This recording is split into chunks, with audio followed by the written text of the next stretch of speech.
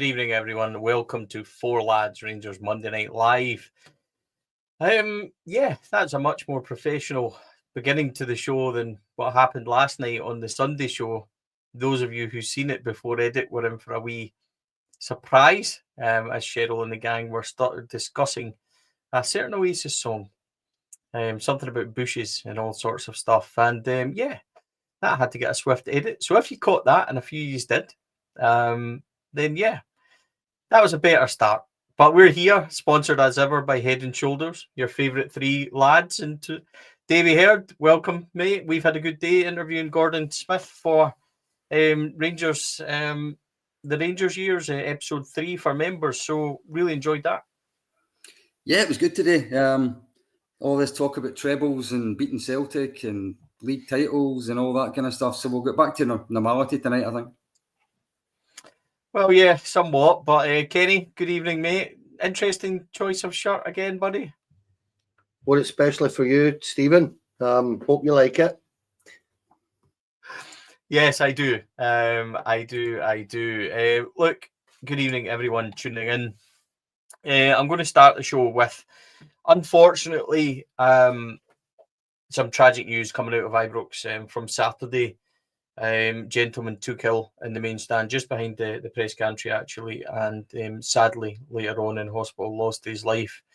On behalf of everyone at Four Lads, our love and condolences to all the friends and family of that gentleman. It's never nice to hear of any football fan going to a game and never coming home, and that is something that we certainly, send all our love out for as well. So never nice to start a podcast in a way of doing that, especially for a fellow supporter going to a game. But as I said, our love to all the family and friends who are involved in that.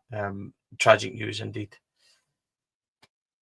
Let's move on to Russell Martin. Look, there's been a lot of opinion on social media. A lot of fallout since Saturday, continuing from Motherwell game. We know about that. David, we've not heard from you since Saturday. What were your overall thoughts on that performance and that result and where it leaves Russell Martin? It's maybe just as well you hadn't heard from me yet, because on Saturday night I don't think I was very good company. What can you say? We've seen the movie so many times before. Great performance in Europe. High tempo, aggressive, everything Russell Martin said that he was going to bring to Rangers. And then on Saturday against a team with 9-10 men behind the ball, we decided to play the slowest football you're ever likely to watch. Absolutely no intent there. Sideways passing all the time. Nobody taking players on. I thought after 15 minutes, I sat there and said to my son, "We're not scoring today," because even as early as that, it just looked so pedestrian. It really amazed me later on hearing that we need to learn how to play against teams that play what they call the low block, because that's 90% of the teams that come to Ibrox in the league, and how we didn't know it was going to be like that. Indeed, we're always going to play that way. Where it leaves Russell Martin is looking up 4 points above him at Celtic already. Not won a game yet in the league, after having two of the best games you could have picked to start the league season. And let's not pretend, he's put himself under pressure. And he's put himself under pressure by sending a team out that basically went through the motions for far too long.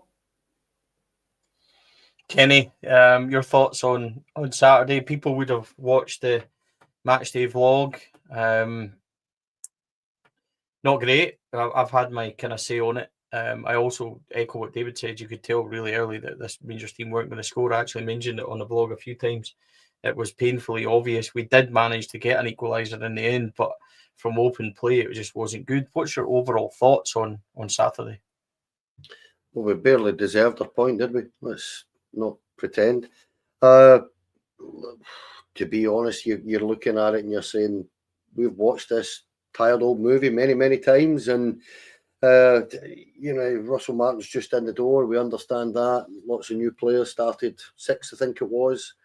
But it was a repeat of a thing that we've watched for years and years and years now. 3 years in the bounce now, we've watched this where, and if you actually think about it, Gerrard, even when Gerrard turned up, he struggled to break down a low block a lot of the time. And with our budget, Stevie, 6 years of struggling to break down teams that sit in, it's got, and this was meant to be a brave new dawn that Russell Martin was brought here to break down this low block. That's why he was hired.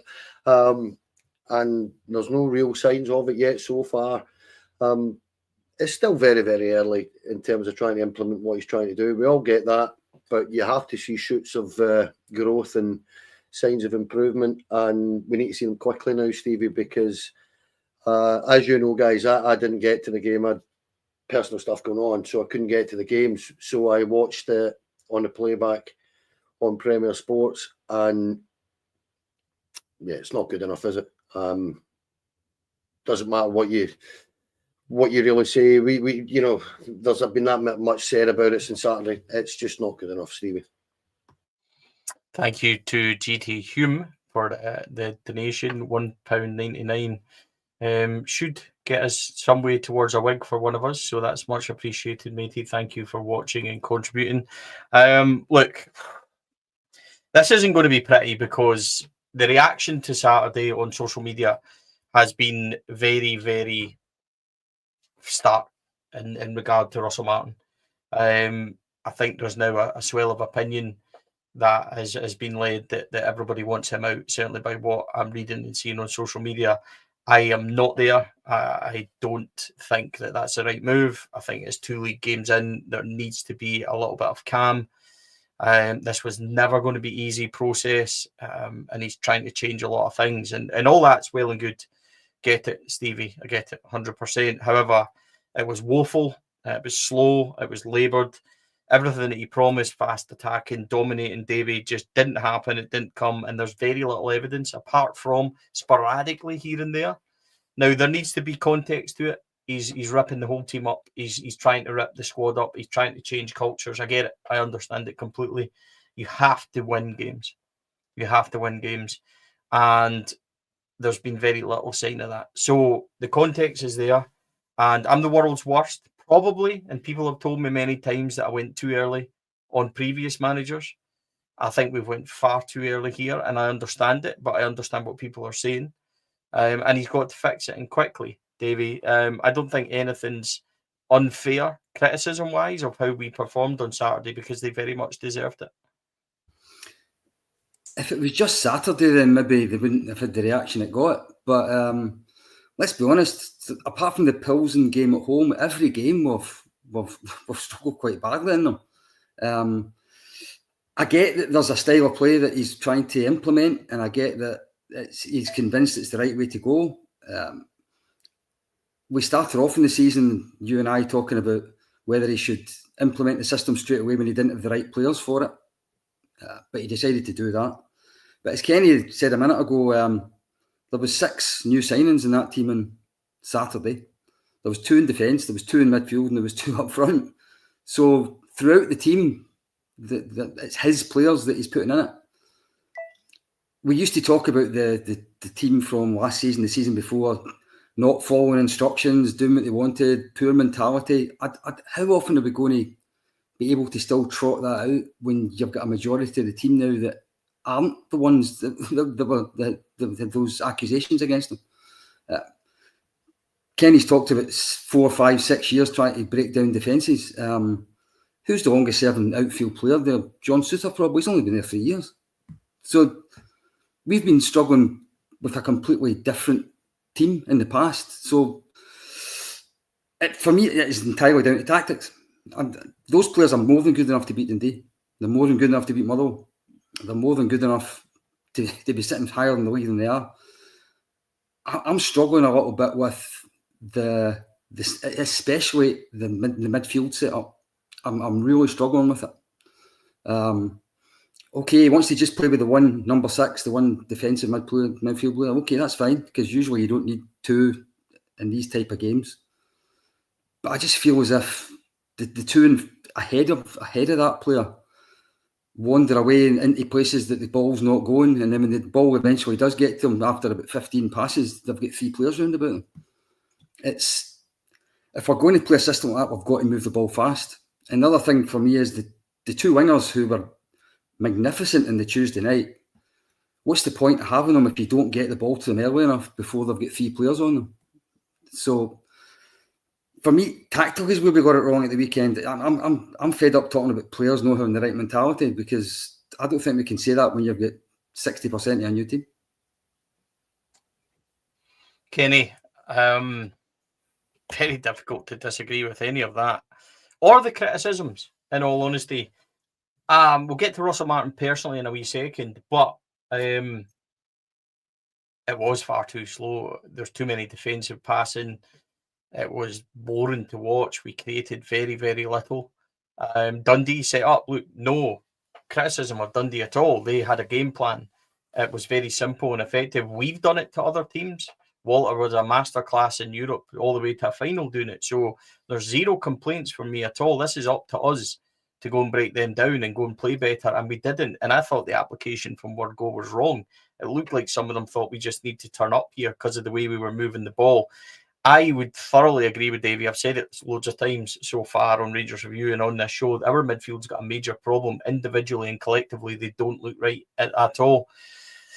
You get anything further to kind of add to what Davey said?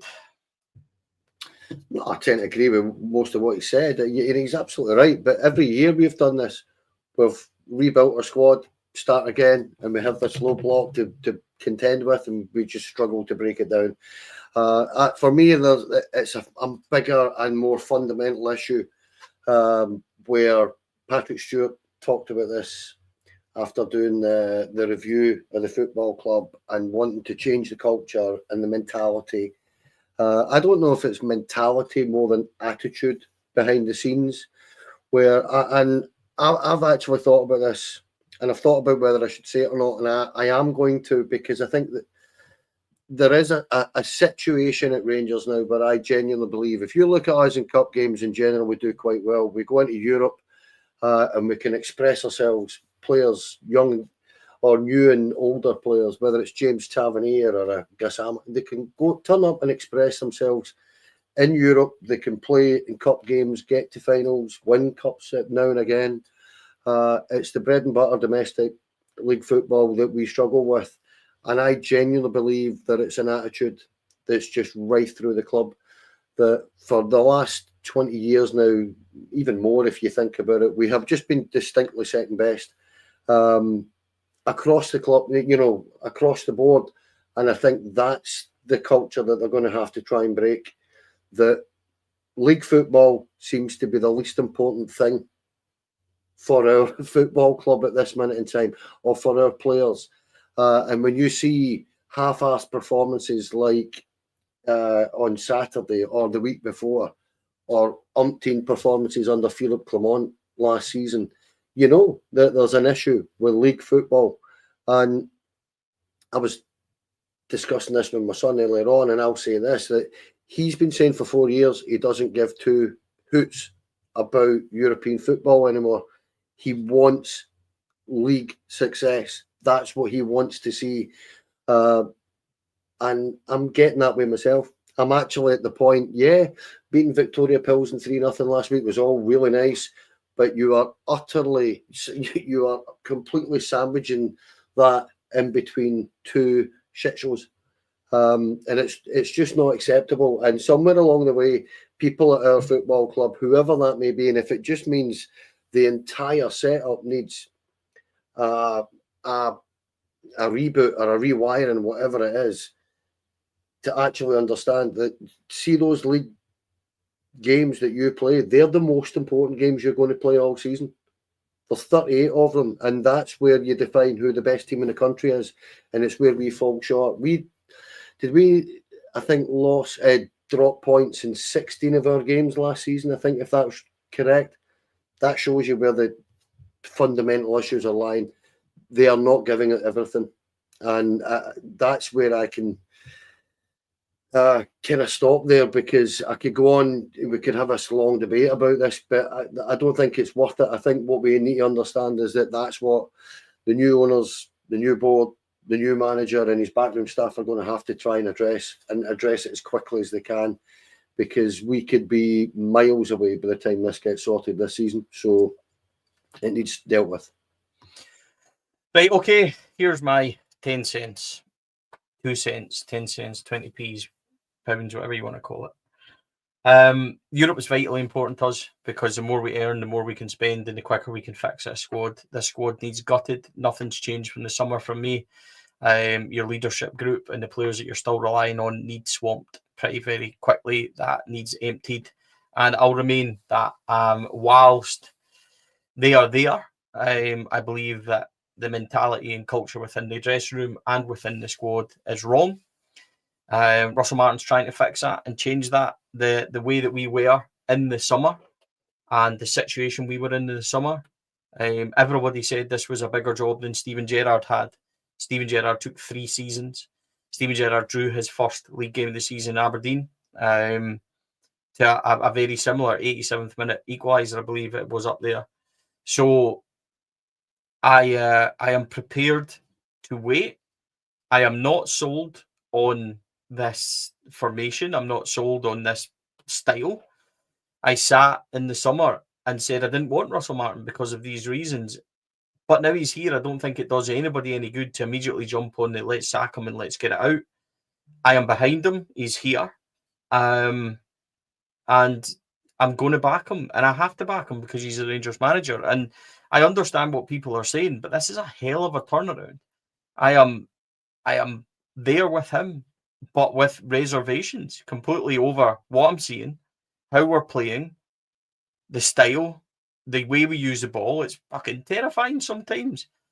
I mean, I think when you watch that on Saturday and we can dissect it, Dundee's whole game plan comes from letting us have the ball at our centre backs, or letting us have the ball, or pressing enough. And we just aren't good enough. And Diamandi gives it away for the free kick, which we defend horribly. And Russell Martin's got an input on that, but so does the senior players that are on the pitch to organise better than we did, and we didn't. And it was straightforward. Young Andy was screaming in the gantry, there's an overload at the back post, and he called it perfectly. The pass by John Souttar is something that we've echoed now for weeks on this pod. Great defender, and he is. I don't care what anyone says. Siege defender-wise, John Souttar's excellent, and he is rotten with the ball. And that was a disaster waiting to happen, and we can't do that. And hopefully Mendy coming in will fix it. So there's so much to do, and people are asking for big changes and everything else. By the end of this window, we could have brought in 12, 13 players and have a completely more or less new 11, which is everything that we wanted. It's going to take time. Now, it's all right saying that because you don't get time at Rangers, Davy. We know that. But I'm not ready, even if I'm not convinced, and I am not convinced, I am not here to say that Russell Martin's going to be the best thing since sliced bread. That is not my point. My point is that it is too early after 2 games in the season to be asking for him to be sacked. It is not too early to be concerned about what we're seeing. It is not too early to question the style. It is not too early to question what the players are doing. I understand that completely. But it's went too far the other way. I think on social media, and again, this is only my opinion, people have been waiting to sit and go, fucking told you he wasn't good enough. I want him out. Never wanted him in the first place. Some of the responses to the press conference today in the space of a week have went from love hearing from him, love talking about him, to I want this guy out. I can't listen to him anymore. What's happened in 2 or 3 days because we've drawn a game of football? I just think it's either sugar or shite, and it's went too far, too quickly, all against Russell Martin. And he may not succeed here, but the reaction to it, I think, isn't right. Well, let's be honest, 2 league games. We can't possibly sack a manager after 2 league games. That's even Real Madrid don't do things like that. Of course, we need to give him time. But you're absolutely right. It doesn't mean to say we can't be worried. Of course, we can. I don't know whether I haven't actually seen his press conference from Saturday night. I know you'd have been there, Stevie. But I was told he said something like, "Well, we're still unbeaten this season." And that's somebody like Gerrard wouldn't have said. Gerrard would have been far less accepting of what he was watching than it sounds as if Martin is. I'm not convinced that he has got this winning streak, this Gerrard's kind of mentality, Walter Smith's mentality, if you like, Joe Wallace's mentality, if I go back far enough. But he's a philosophy manager, and that's what the club have gone for, a philosophy manager. Philosophy managers tend to be more understanding of poor performances as long as they see their philosophy starting to bed in, because they think it'll come right in the end, which flies against a bit about what Martin said and the Americans said when they first came in, which was that we fully understand we've got to hit the ground running, we've got to win. So if you've got to hit the ground running and got to win, don't start accepting draws and start saying it will come good in the end. You've got to trust me. You can't have it both ways. I do think it's time for a little bit of pragmatism. I get the system he's trying to put in place. You've already said that we might have another 4 or 5 players to come in before the transfer window shuts. We've certainly got a lot to get rid of. Play to some of their strengths for a while until you get who you want. He's not going to do that. He's not going to change his style. He's not going to relent on how he sees it, Davey. So we either get used to that as a support and the players get used to it as fast as possible, or it only goes one way negatively against it. You can either embrace it and say, right, this is what we're trying to do, which is fine, but when it doesn't work, it's going to look like it did on Saturday. Yeah, well, we can embrace it all we like, but results will determine it. That's the bottom line. So the long and the short of it is, we play Celtic in a couple of weeks' time. We won't be in front of them. It's a case of how many points we'll be behind them going into that game. I think the result that day, regardless of the performance, regardless of how we play, the result that day is going to determine a lot of how much time the support will want to put up with waiting. They will wait if they see results starting to improve. I can only go by who was round about me in the main stand on Saturday. And if we see very many more performances like that, it's going to get quite toxic quite quickly. I think it's already got toxic, Kenny, very quickly. I am shocked at how fast we are here. As I said, I don't agree with it. Christ, people were giving me into trouble for going early on Gio after a year, and after going early on Clement after a year, and we're 2 games in. And I get it. I'm not going to repeat myself, but I find the reaction to all this surprising at the levels of vitriol towards Russell Martin. I've got to be honest.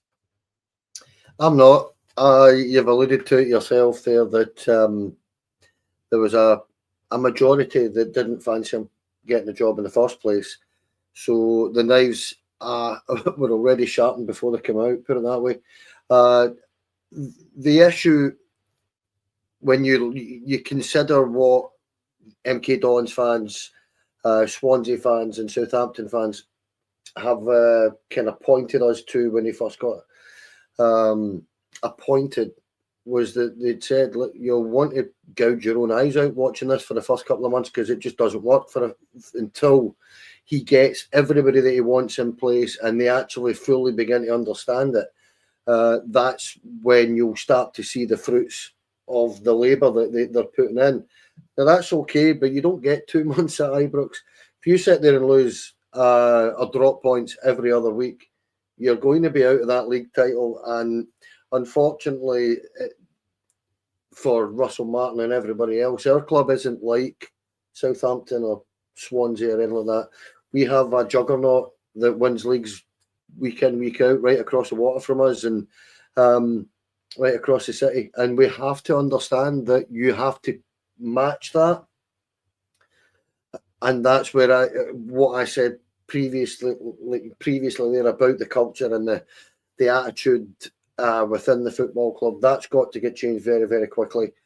That's not necessarily a direct correlation into the football that we're watching. I understand that, because at the end of the day, I've put it in the notes there that Dundee's wage budget last season was 1.6 million. Ours will be, at this minute in time, somewhere up at 30 odd million quid. And if you don't look like you're scoring all day long against a team with a 20th year budget or whatever that may be, that's just fundamentals that you're not doing properly. And it would absolutely help for Russell Martin if every single player that's an attack-minded player that I noticed on the TV on Saturday, every single one of them was taking the ball facing their own goal. Every single one of them, constantly. And you can't, they're just sitting in. So it's all right, Russell Martin saying we're going to play this brave attacking football and we're going to draw them out. Dundee didn't want to come out. They had no intention of getting anywhere near our centre halves until they came into our half. And that's where your problem lies. Our players have been trained to play against teams that are going to go and press and stuff like that. And the majority of teams in our league will have clocked this already and say they're already struggling to break down a low block. So he has to find a way of rectifying that very, very quickly. But chat of him being sacked is just a nonsense. We've already spent about 15 million quid or whatever it is. You have to allow the man the grace, if nothing else, to try and implement what he's trying to put across and see. But it's just where we are. We just stuck on a roundabout. We can't get off it, Stevie, because we watch it week in, week out, month in, month out, season in, season out. We're watching this all the time. And that's where the toxicity is coming from.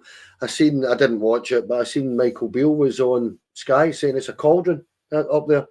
And you have to allow the Russell Martin the patience. He's not going to get it, because when he does things and says things about, brings Kieran Dowell on and stuff like that, and I know you were talking about it in the review this morning, but when he does things like that and then doesn't understand why he's getting booed, we've watched Kieran Dowell for 2 seasons long. We know he isn't good enough, but here comes yet another manager doing the same, repeating the same mistakes with certain players that we know are going to let us down. Forget the manager, it's fans I'm talking about. Players have let us down over and over and over again. And a new manager comes in every 6, 9 months or a year and plays the same players and tells us that, he's a good lad and he does well in training. We're not interested in what he does in training. We're only interested in what he does on a football pitch. And unfortunately for a guy like Kieran Dowell, we know he's not good enough. So all this, it's a massive accumulation of frustrations that Rangers fans feel, I think, that have now born the situation that we have no patience whatsoever for anything. That's where I can see it. Moving on to today's presser, Davey.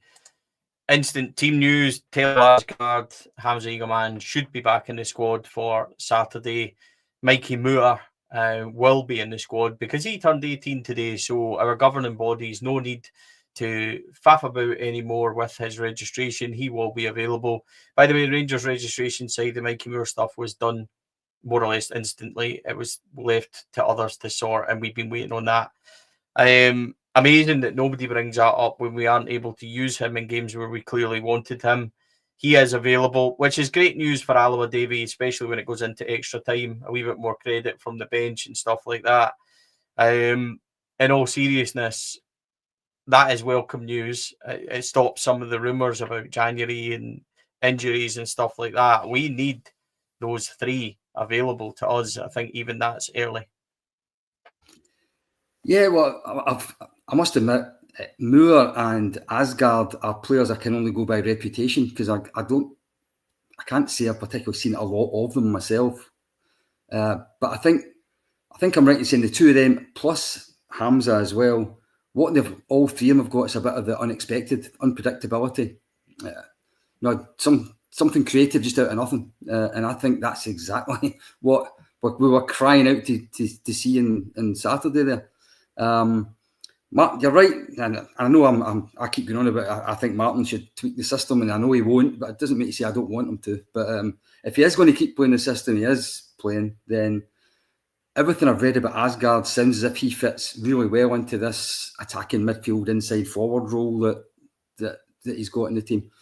And the left side and Cameron on the right, that sounds as if that could be a very creative attacking midfield. Iggeman, quite simply, is our best centre forward. I mean, there's just no other way of saying it. Dessers might have scored more goals, but Iggeman is by far a better all-round forward, and he's better at leading the line. And if he's genuinely a £15 million player, like we say he is, then the sooner he's fit and the sooner he's up front, the better. And finally, Moore.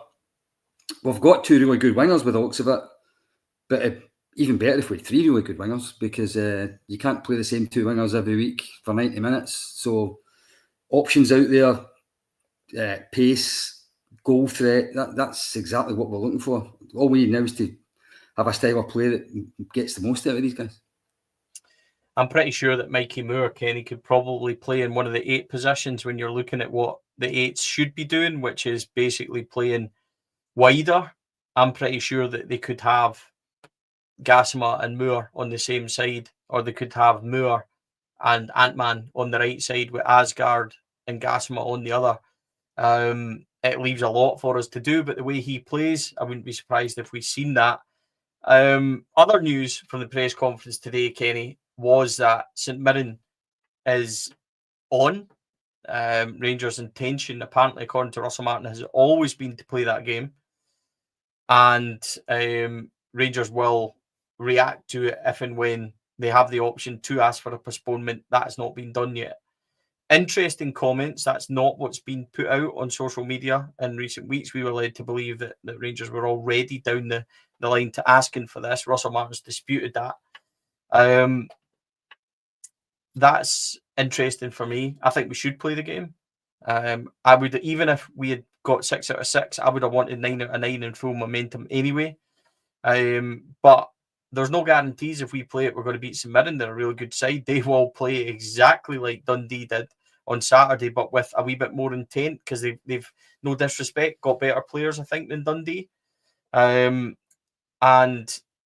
nothing's a guarantee for us, but we need games to start getting into a rhythm.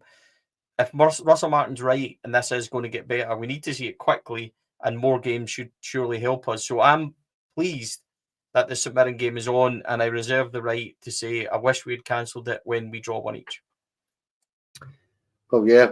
However, the situation when you're 4 points behind after 2 games, and Celtic had already said last week that they had no intention of cancelling their game, they could have went 7 points clear of us if we cancelled that. And they're coming to Ibrox next league game, and if they win that, they go 10 points clear, while we would have only had played 3 games. Now, that's kind of nuts. So you can't have that. So it might well just be one of those situations, Stevie, where all of a sudden they've realised we need to start winning, and we need to start winning right now. We need to find a way of winning that game and just getting on the front foot. Because I agree with you. I think we should be playing these games anyway. I think when you've got a new team, the more games you play, the better, the quicker it'll come for you anyway. But for me, it's just one of those situations you can't allow it to happen, Stevie, because if Celtic were to go and win and then come to Ibrox with that 7 point gap, if you think it's toxic now, wait till that, if that goes wrong, that particular game, then toxic isn't going to be the word. So listen, with Russell Martin, his backroom staff and the new players, that's the environment you're in. Get used to it, and get used to it quickly. You have to win games. And I think, if you're being honest, that's probably the reason why he's thought, yeah, we could cancel that. And that's, I don't want to sit and put words in anybody's mouth, but I think there might have been a mentality that, yeah, we'll pick up points and we'll catch up. It won't be too much of an issue. And all of a sudden, having not won either of the first 2 league games, the priorities change very quickly. That's clear. Nasser Jiga has a 1-match ban from Saturday's red card. It is Dogzo denying obvious goal scoring. Also, opportunity, meaning that it's a 1-game ban, which happens in the next league game. So that is submitted. That's the way that stands. So that was there. What else did he say at the press conference today? He said on Nico Raskin that there's been no interest in Nico Raskin, no phone calls to the club, but quite possibly Nico Raskin has had phone calls concerning himself. He said that Nico Raskin can play in the same team as Joe Rothwell, and I've got a magical idea surrounding that, but it's only me, and we'll get to changes in the team and all that in a wee bit. But he says that Nico and Joe Rothwell can play long term. I'll call a spade a spade. I think Diamande has had enough opportunities this season and not shown up, Davey. I'm taking him out of the team and I'm putting Nico Raskin in. And I would swap Raskin and Rothwell. I would let Rothwell sit a wee bit further and see, because I thought Joe Rothwell was really good on Saturday. I thought he demanded the ball. He just wasn't getting it quick enough. Our defenders were horrendously slow, and so was Jack Butland, and it didn't help us in the slightest, especially the first opening of the game. And that to me is a big problem. It wasn't Joe Rothwell who tried to bomb forward, tried to get passes moving, but it's extremely difficult when your eights in Cameron and Diamande were completely ineffectual, and we need to fix that. Because it doesn't matter who it is, the eights aren't getting in the game, and neither is our 9. I would swap that. I think Nico Raskin has to play instead of Diamande on the right-hand side, not on the left, on the right, and see how he works there. I think he's deserving of a shot in there, considering he did switch up our game on Saturday when he came on with 10 men. I thought his energy and where he played, he added so much to us, which Russell Martin kind of agreed with and alluded to today. Raskin has to play, Davey, or does he? Absolutely has to play. This takes me back to the away game against Panathinaikos. I remember having a chat with you guys about, I thought the 3 midfield players were all playing in the wrong place. I thought Raskin's best position was where Rothwell played. I thought Rothwell was better off where Diamande was playing. I thought Diamande was better off where Raskin was playing. I thought they were all in the wrong place. If we're going to stick to the same system, I agree. I would play Raskin and Rothwell. I would have Raskin as the one in front of the defence. I think he's better if we lose the ball at winning it back. I think he's better at protecting these 2 centre-halves than Rothwell is. I think Rothwell, in the past, has been a number 8. I don't see why he can't go in that kind of role again. And I'm the same as you. I would drop Diamande and I would keep Cameron on the team as the other number 8 tomorrow night. When Asgard's fit, then I think he's naturally going to be one of the other number 8s in the team. But funny enough, another thing that I think we miss when Raskin's not in the team, strangely enough, is that we haven't got as much threat for corners, which sounds bizarre considering that he's only about 5'8" or 5'9" or something. But I just think he wins a lot of headers, but he also takes defenders away, and other players win headers. I think he's really useful at set plays. I would have him in my team anyway. I think he's as good a midfield player as we've got, and I don't see the logic in not playing him. Diamande's definitely struggling, Kenny, and he's struggling so much that Kieran Dowell did more than he did in the 20-odd minutes he was on. I thought the reaction to Kieran Dowell coming on was ridiculous. It doesn't help anyone. I am not a Kieran Dowell fan. I would have driven him down to Birmingham or elsewhere if anyone had come in for him. So it's not a defence of him, but it didn't help anyone. But in highlighting Diamande's performance, Kieran Dowell actually looked a wee bit more, and he was still guff, and he looked better than Diamande. So I think Mohamed Diamande needs to come out of that team quickly. The 8s it's a big issue with what we're doing with our 8s, because I think it affects the 9, or is it the 9 that affects the 8s? Because Dessers wasn't in the game at all on Saturday. He didn't look like he did against Plzen. Whether or not they looked at it and thought, oh, this is a low block, I'm not fancying it as much, I really don't know. But it certainly looked like that, because none of them had the same energy that they did against Plzen than they did against Dundee. And the 9 and the 8 were a big problem. I'm not saying I would take Dessers out, because I think he needs a wee run now as well. And Danilo wasn't getting involved as a 9 either. But that's the 9s and the 8 positions struggling. We need to fix that and fix the balance quickly. I'm hoping that it's a wee tweak or something here and there that's going to fix it, because we bloody well need it to work soon. Davey said it right at the start of the show. The midfield isn't functioning properly. It just isn't. And I like Joe Rothwell as a player. I can see that Russell Martin clearly really likes him and wants everything to kind of go through him. Everything's starting there, if you like, everything positive. And Tuesday was a kind of prime example of that, I thought, where we've been told this about Russell Martin. It's these 2 3-yard passes that don't seem to do much, then it's just moving your opponents about the place. He's really good at doing that and keeping it moving quite quickly. Diomande hasn't kicked a ball this season. He's just barely kicked a ball for us. And if you're being frank and honest, then Nico Raskin is not only our best player, certainly last season, he was probably the best midfielder in Scotland last season. And we're not playing him. And it's mind-boggling to me that you don't actually utilise what is a Belgian international. You don't get in the Belgium team if you're sitting on a bench at Rangers, so there is an issue here.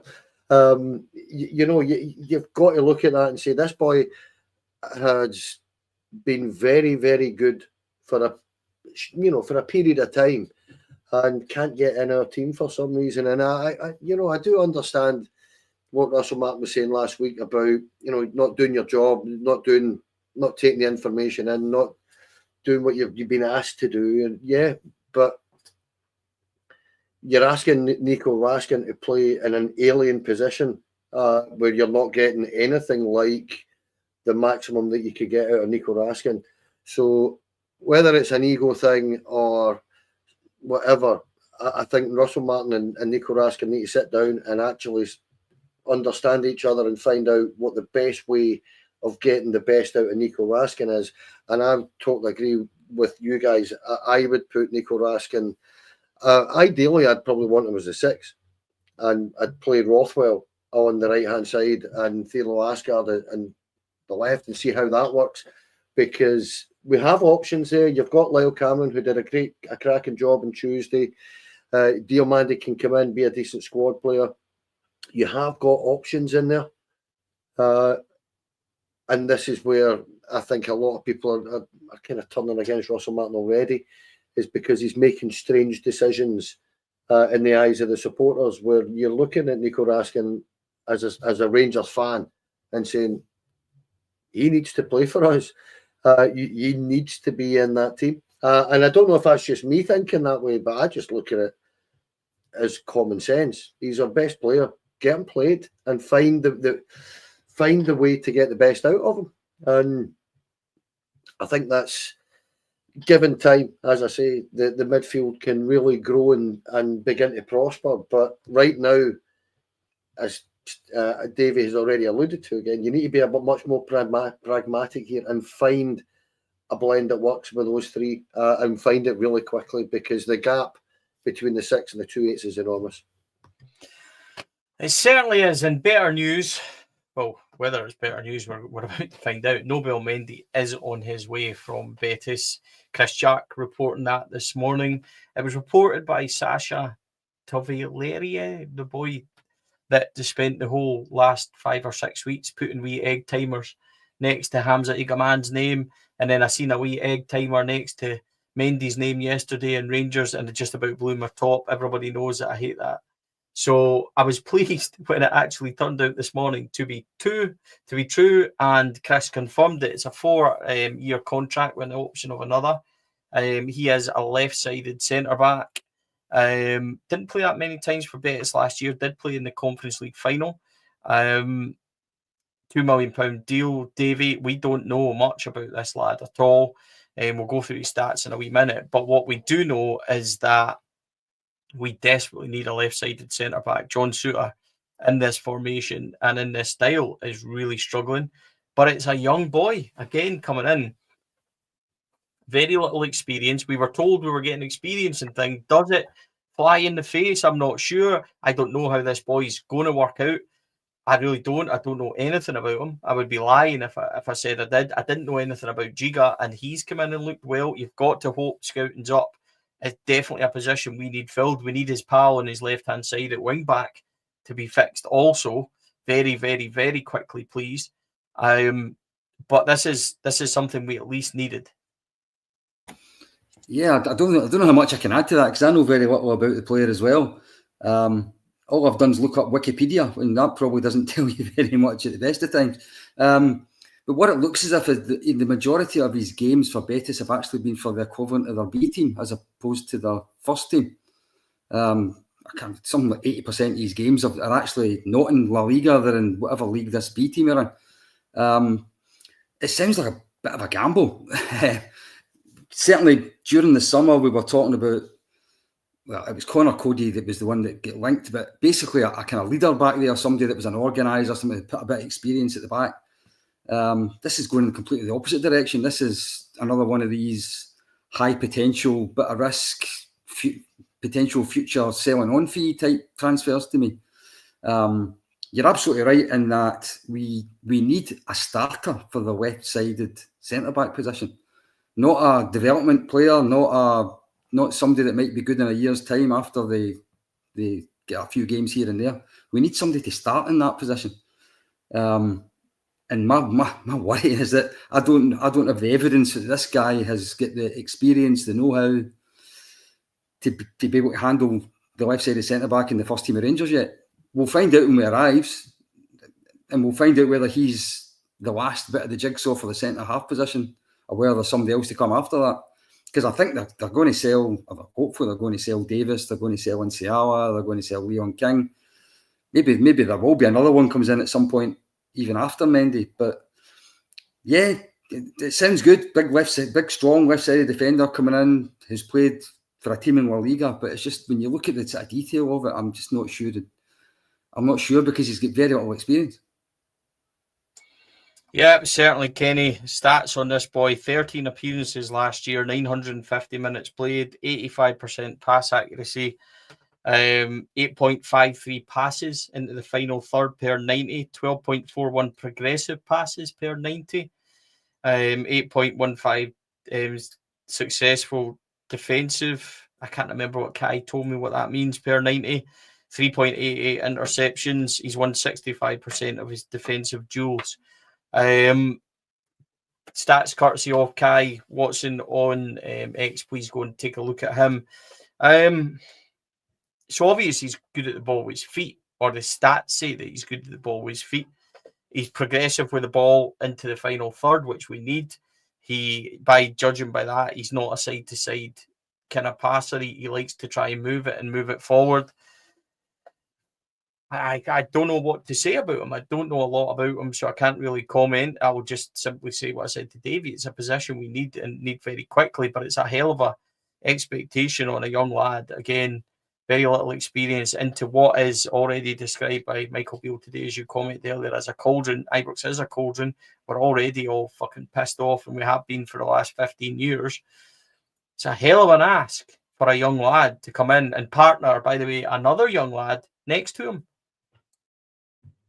Very much. And listen, again, the proof's in the pudding, isn't it? Can he handle a 6'2" big hairy Highlander on a Tuesday night in the pissing rain? We don't know, and that is the absolute issue here. It's all very good and well being a really tidy football player with the ball at your feet all the time in the world.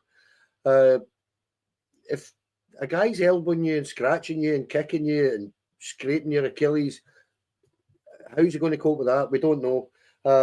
And that is the brutal honesty of it. We don't know anything about this guy. It is a risk, as Davey says, because I would imagine that if we can get other players out, then you would be looking to bring another left-sided centre-back in, because that left side of the defence still needs completely addressed. We still need a left-back in there as well. And I know he can play there. That's a fair comment. I'm just mentioning a hairy Highlander, though. It's just one of these things, though, that we don't know anything about him, and I'm never going to do that on here. I'm not going to sit and pretend that I do know anything about him. I have no idea who this kid is, and that's up to the recruitment team to find out and find the right players, and just let's hope it works. And welcome, if he is turning up the next couple of days, welcome the Rangers and be good. Simple as that. Yeah, it's not. It won't be the end of Rangers' business, or I certainly hope it won't. All the words is that they are looking for a left back. We desperately need a 9. I think that's clear. Danilo, Dessers, Eagleman. I still think Hamza's the right one out of all them three. Does he need a run in the team? Yes, he absolutely does. I don't think Danilo and Dessers have ideally played their way in, although Cyril was really good for 60 minutes the other night. There's too many questions, lads. I think that's quite clear. There's not enough answers at this moment in time. We play Plzen tomorrow night. Davey, what would you like to see change ahead of tomorrow night, apart from 11 players? I actually don't think the team itself will change all that much. I do think Raskin will come back in. Other than that, I'm actually quite surprised if there's anybody else comes into the team.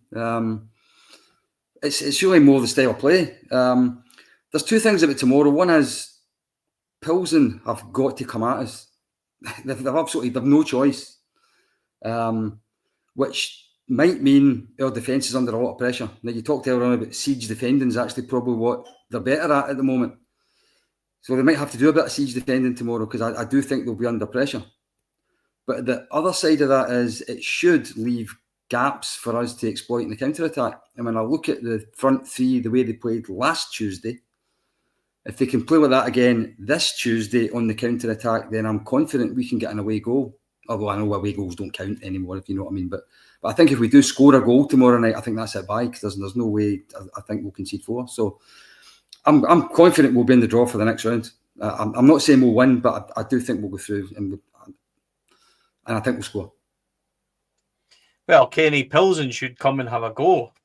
So, like, you'll probably see Rangers prime Brazil, and the way that we carry on, don't we, Bipolar FC, if you come and have a wee shot at us, we're actually not bad. If I was any manager playing Rangers in a worth of salt, I would just put forwards that are fast on the halfway line and leave it with our centre-backs to ultimately fuck it up, which we seem to have done every time so far. So I'm jesting, I'm joking, I'm trying to make light of what's been a very stressful couple of days. But Plzen coming out to play should hopefully help us. We should not be in any danger tomorrow. It's not like they were a terrific side, especially up front, touch wood. I think they'll be better than they were last week, but Rangers should have enough. Christ, we should surely have enough. And like Davey says, we should hopefully get a goal as well. I think we should have enough, but I'll tell you what, if we lose a goal in the first 15, 20 minutes, I will be bricking it all night long, because I have no idea what we are capable of at this minute in time. And I agree with you. I was up at the game with you last Tuesday, Steve. I didn't think they were great going forward, but that's where, to a certain degree, they're going to play into our hands, where we played into Dundee's hands on Saturday, where we can sit in slightly and in the knowledge that they're going to have to, take chances, take risks, and we should be able to exploit that. However, it's famous last words, and I genuinely mean this. If we turn up and we, if you think of the Panathinaikos game at Ibrox, we could have been 3-0 down at half time in that game. So I'll take nothing for granted. But I do agree with you. Both of you, I think we'll score, and I think we should have enough about us to get through. Sure, it'd be nice. Just go and play well. You know what I mean? Just go and play well. Maybe I'm asking for too much. Is the game live on TV? Yes, it is. I think it's on that. Wait a minute, because somebody put it up on the chat, and I'll tell you exactly where it is. It's on our TV if you happen to live abroad, like we all do on match days. So you can get it on our TV, and you can also, what is it, Sport something, or Solid Sport hold the UK rights for the match. So yeah, anyone overseas can watch it on Rangers TV. So there's the answer. I'll be abroad tomorrow night, so I can listen to Tom and his fascinating pronouncing of our players. On that wonderful note, Davey, thank you very much for joining us, mate. Much appreciated. My pleasure. There's nothing to beat a bit of group therapy, is there, after a bad result? And let's hope the next time we're on together that we're not pulling our hair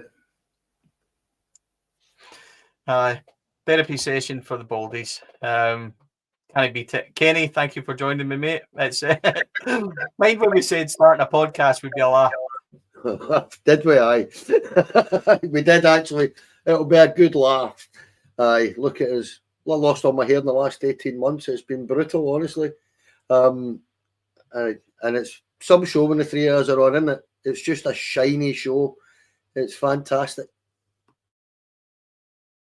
Aye, it's some laugh. Right, okay. Thanks to our sponsors, Rhino Express, Clydeview Joinery, Athlon Industrial Solutions, CSD Air Conditioning, for all your support. Really, really appreciate it. And our partners, Black Rooster and Art of Gold.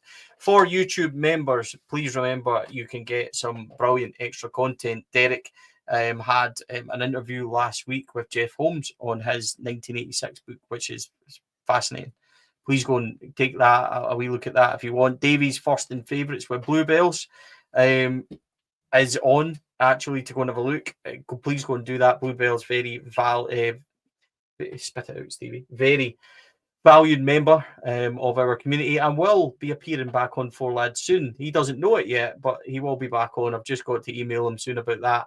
And also Mark Hateley's interview, which the feedback for Mark Hateley interview has been terrific. Today, for members, we recorded another version of the Rangers Years, which is episode 3 with Gordon Smith.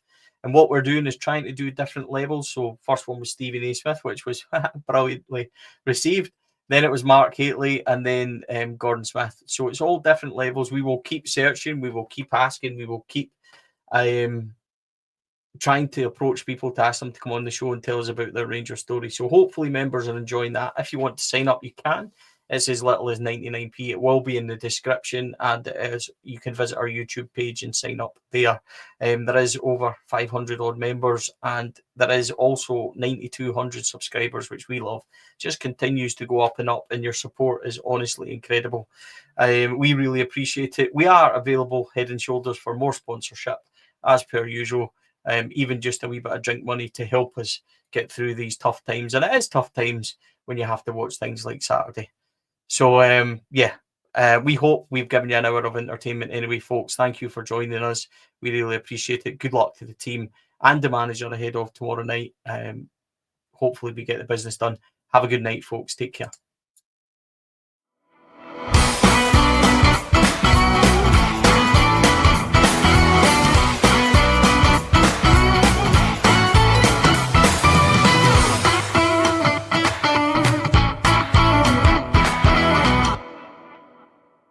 The Four Lads podcast is sponsored by Rhino Express, Clydeview Joinery, Athlon Industrial Solutions Limited, and CSD Air Conditioning, in partnership with Black Rooster and Art of Gold.